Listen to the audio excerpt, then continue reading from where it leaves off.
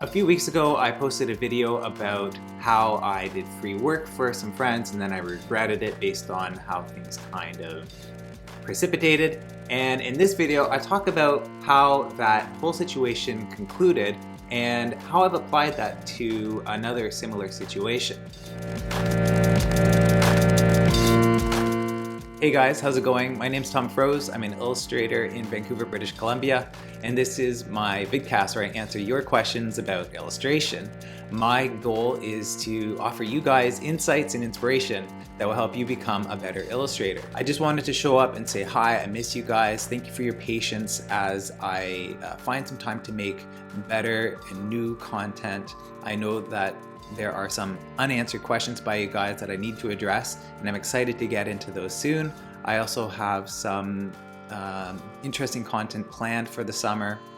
I think as with last summer, I'll probably take some time away from doing this just because it's summer and it's good to get outside. I just wanted to kind of update you guys with the situation that I had brought up a couple episodes ago with my friends. I did some free work for them. The video is called I Regret Working for Free, and you can check that out if you want the full story. But basically, I have these friends, they run an organic farm, and they asked me to do some lettering for them for free. And I don't normally do free work because I feel that people don't value art that's free, that didn't cost them anything. But I also kind of felt benevolent. I wanted to help my friends out. So against my principles, I helped them out. And what happened was after giving them the work and kind of going above and beyond what they asked for, I actually got no response for a good 2 or 3 weeks. Nothing after sending them files, and I found that supremely offensive, and that's because I feel that I put in a lot of time. I know what my work is worth, the value of it, and I know that I kind of acted out of what I thought was generosity, and they didn't appreciate that, and so I was offended. And this is my own problem. And of course, I suspected maybe there was a good reason why they couldn't reciprocate in the way that I had hoped.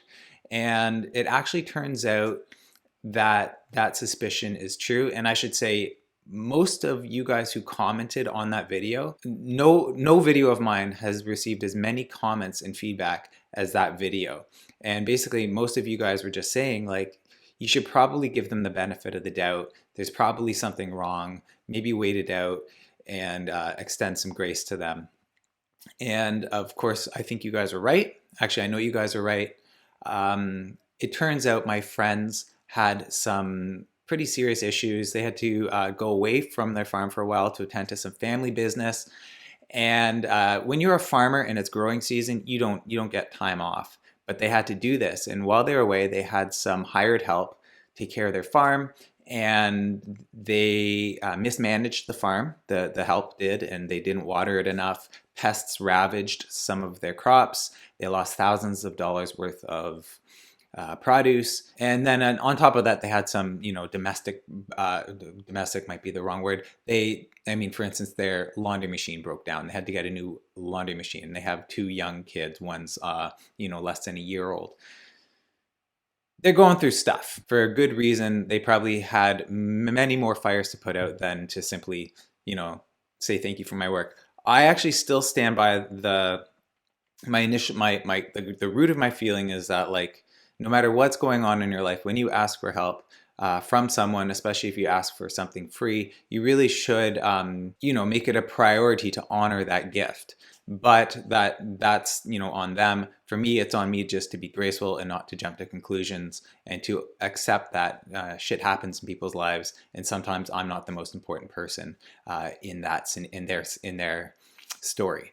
So all that to say, they did end up emailing me and thanking me and even offering me some free produce in return for my work, which was really nice of them. Of course, I don't feel the need for them to pay me back. I just really wanted them to appreciate the cost of the work. That's kind of the end of that. So thank you again, guys, for being such a good bunch and really encouraging me to give them the benefit of the doubt. And I think that's great. And I will continue to apply that in my life moving forward. So an interesting kind of like mini story to follow that up is a few weeks ago, someone else came up to me, asked me to, they actually called me on the phone, which is, I usually don't answer the phone because I much prefer to answer work queries on email, but I digress. Anyway, they called me on the phone, kind of got me on the spot and asked me if I would help make some quick artwork for their nonprofit. And I don't know this person very well. I kind of know some of the people they know, but you know, I'm on the spot and I'm thinking, and I said kind of on the phone, like, I don't normally take on free work, but let me give it a look. Let me see what I can do. I thought maybe if it's a quick lettering project and I can set up some boundaries off the bat, maybe I can actually help these people. Because, well, one thing about me, maybe I've talked about this before, is that I find it very hard to be generous with my gift, with my talent as an illustrator. I find it very hard to offer it as a free gift to other people, especially for nonprofits. A, because it takes me a long time to do these things and it cuts into my paid work. And when clients are paying me, you know, I'm responsible to make work that satisfies what they hired me to do. On the other hand, I also just feel like because art is in a way, it's a renewable resource. It's infinite. There's no end to it. It could never be done. If you wanted to, you could keep adding to a piece and it would never be done. So there has to be some constraints around the art that you can satisfy, so you can check these specific boxes. These constraints have been met, or these rules have been met, or these goals have been met for the project, and then that you can consider it done, and you can set it aside and move on. So I find if you do free work for people and you set no boundaries, it can come back to haunt you. And what's really bad about it is the bad thing about it is that if it's a friend, it can start to erode at that friendship, even if they're not a friend, but you wanted to help, you wanted to feel benevolent. At the end of the day, you end up with bad feelings and you don't feel benevolent at all. And I feel like good intentions are different than reality.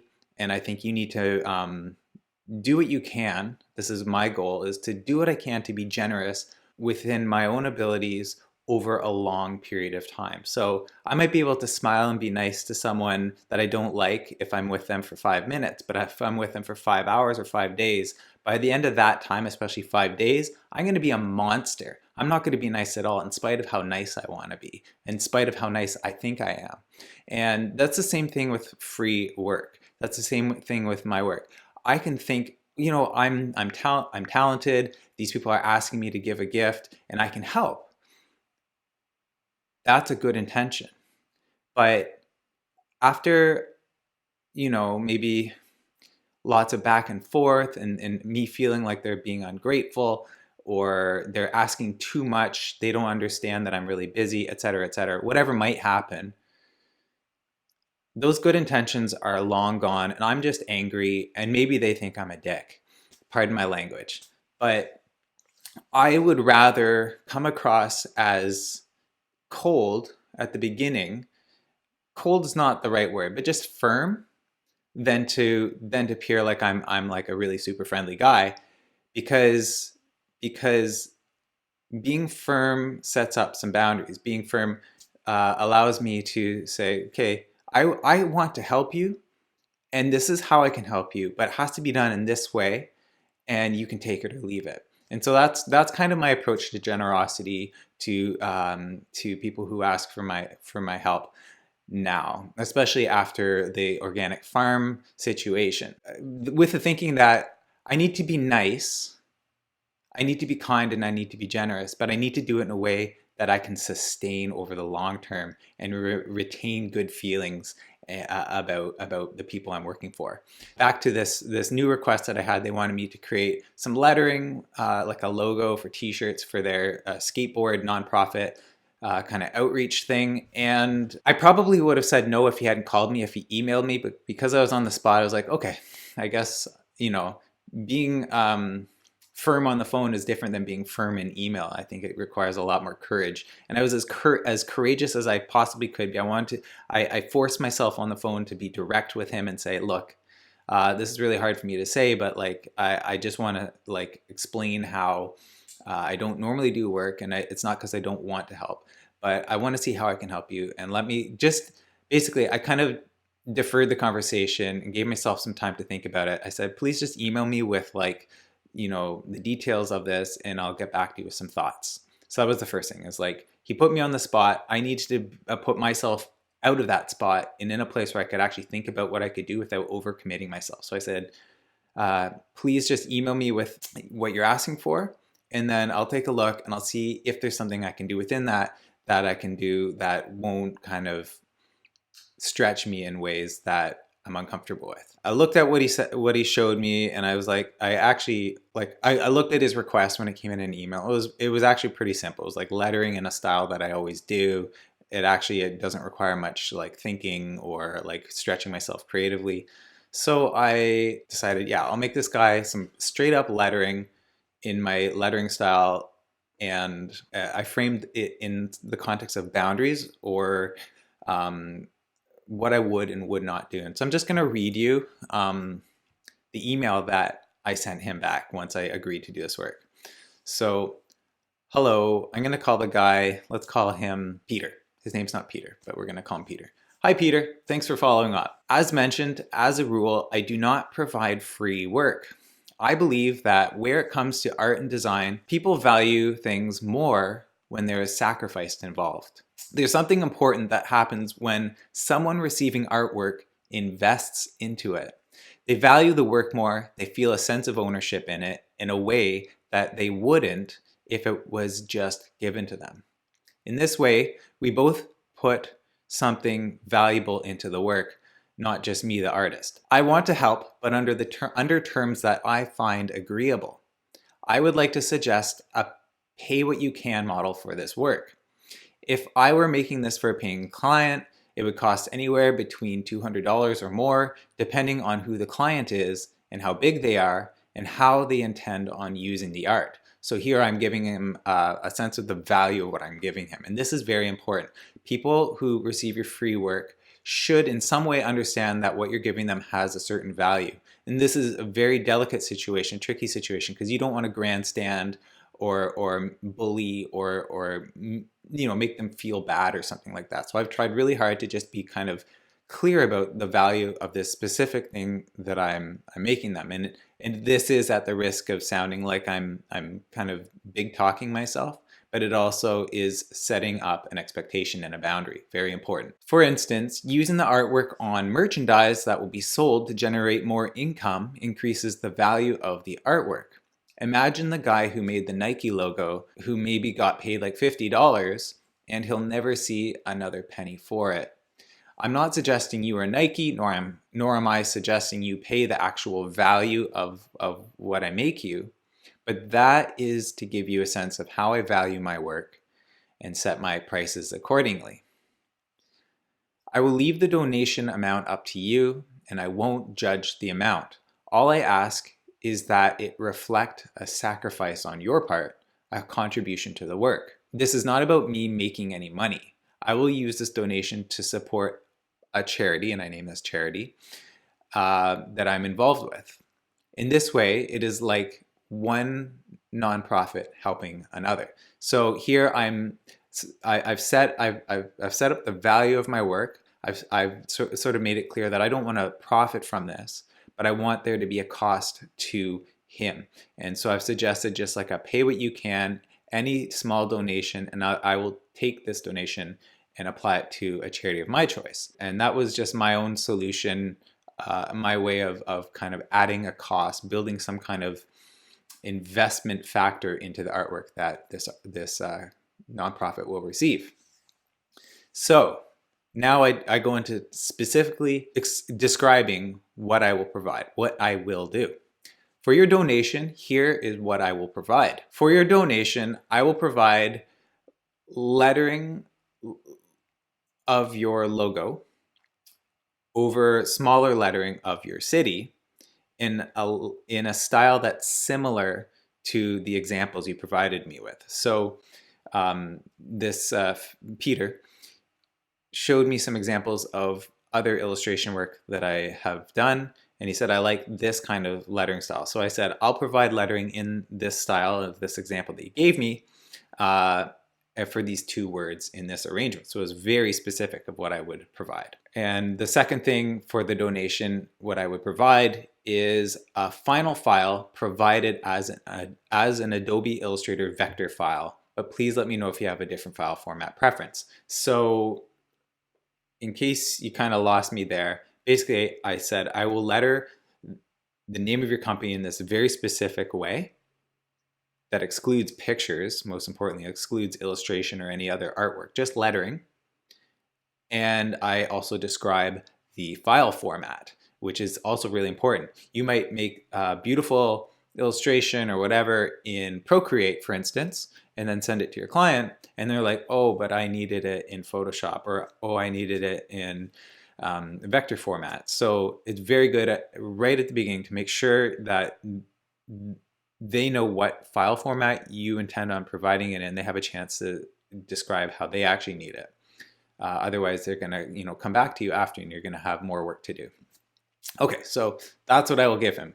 And then I have, in addition to what I will give or deliver, I also have terms and conditions. So these are my boundaries.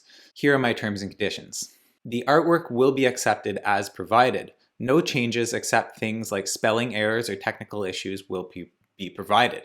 So I'm saying this is what you see is what you get. I'm not doing revisions. If you were doing this, you might want to have a chance to do some revisions, but I'm like, no, I make it. If they like it, they like it. If they don't, they don't. They're not, this is not a paid thing, and they're not entitled to be picky. You are responsible to maintain the files once you receive them. If the file is lost and you require the file again, a retrieval fee may be charged. So here I'm saying, take care of the file I give you. Don't lose it. Don't email me in 3 months' time saying that I took the Dropbox link down and they need the file. This happens a lot with paying clients, and of course, if they're paying, it's usually like pretty standard just to get the file and give it to them. But after a certain amount of time, you don't want to be beholden to the client to like steward the files. It's just, especially if they're not paying, it just doesn't make sense to be taking any more time beyond your initial donation to help this nonprofit, in my opinion. So, okay, so the next one is, I will not be responsible to provide any additions, changes, or new work in relation to the artwork provided at any point in the future. So let's just say I make them this logo, and then they want me to kind of add a new word or do some kind of modification to it in the future. It means because this was free work, there's no sense that I'll be able to charge more to do any changes. And also because it's not a very profitable effort to work for this client, I don't want to be beholden to them to do any more work, because every time I do work for them, it's time taken away from my paying, my more valuable projects. So I'm basically saying, I'm not on the hook for doing anything to this artwork. I'm making it, I'm giving it to you. You're responsible for the file, and it's out of my hands. The next point is, this is a one-time deal. If you need work in the future, if I'm available, I will charge my standard fees. So I'm now saying, like, don't expect this generosity again. And this is what I mean about being firm and a little bit cold versus like intending to be nice and friendly, but over the long term, you just can't sustain that. In my experience, I've done generous work for people before, but then they expect me to do that over and over and again, and I start resenting them. So here I'm just saying, this is a one-time deal. I'm going to do this one time. I'm trying to be nice, but also I can't do this all the time. So if you need work again, I may be available, and if I am, I'll charge my standard fees. And that doesn't mean that I will charge them if they came to me again, or that I won't be available again. It just means that I'm saying, don't expect that I will be available. Again, it's just making me feel peace of mind about not being on the hook for something that I don't want to be. I'm trying to be in control of my schedule. So the final point in my terms and conditions is, I say you may recolor the artwork in any way you please, but the artwork itself will not be changed or manipulated in any way. And now here I'm setting up that this is my copyrighted artwork. This is something I have the moral rights to, and even though I'm giving it to you for free, I still value it. It's something that I own, and I don't expect you to go in and change it or anything like that. So this is just more about the artwork itself, and making sure that they don't do anything funky to it. I don't know, maybe distorting the letters or screwing around with textures or something like that. And then they'll say, hey, Tom Froese did this, but it looks nothing like what I actually gave them because they modified it. The point being is you want to protect the integrity of your artwork. This is for paid work, free work, whatever. Here I'm just saying, don't mess with the artwork. Use it any way you want. And then I just kind of sign off here, and that's what I send him. He came back and just asked me if it would be okay if they put it on t-shirts or mugs or whatever to sell, to raise funds. And I said, by all means, of course, you're a nonprofit. I made the artwork, use it. That's what I hope. I really want you guys to be able to use this to help you guys. I mean, if you didn't benefit and profit from what I made you, it means that even my meager attempt at being generous was wasted. So yes, go and profit from it. You're a nonprofit. You've understood what my boundaries are. You understand how I value my work and my time. And as long as you like the artwork, go and use it. That's what I did. And it sounds elaborate, and it is a little bit elaborate. It takes some effort, but I think that's actually my best way of being generous, is to make sure that I can be generous on my terms in a way that I feel won't come back to bite me in the future. I'm a very cautious and guarded person, as you can see, but it's easier to be nice when you know what the limits of that nice are. It starts to become hard when you start feeling like there's no end to requests and what people expect of you. So anyway, that's how I have dealt with free work situation actually after the organic farm situation. Okay, well, this video, of course, turned out to be a little longer than I planned, but I thought I'd follow up with the video about the organic farm friends, just because I feel like I kind of set myself up a bit as a victim, which I didn't mean to do. I was just kind of explaining how I feel about working for free work and how it played out in that particular situation. I certainly didn't want to come across as innocent or being taken advantage of. And based on some of the comments, it might have come across that way. And I feel like it is my responsibility to you guys to just kind of close the loop, tell you what happened to the story, and to actually say, like, you guys were right. There was this extenuating circumstance that I was unaware of that prevented them from reciprocating the way I would hope, maybe the way they would hope themselves. So there you have it. Thanks again, guys, so much for your support and your amazing comments and just your upstanding citizenry. Anyway, that's it for today. I will probably continue to post kind of sporadically over the summer. Anyway, guys, please like this video if you enjoyed it. Send in your comments, questions, whatever. I love hearing from you guys. And if you haven't subscribed to the channel, your subscription means a ton. I love seeing when you guys vote for this content by subscribing to the channel. Anyway, I hope you guys have a great week. Keep making great work and keep asking great questions.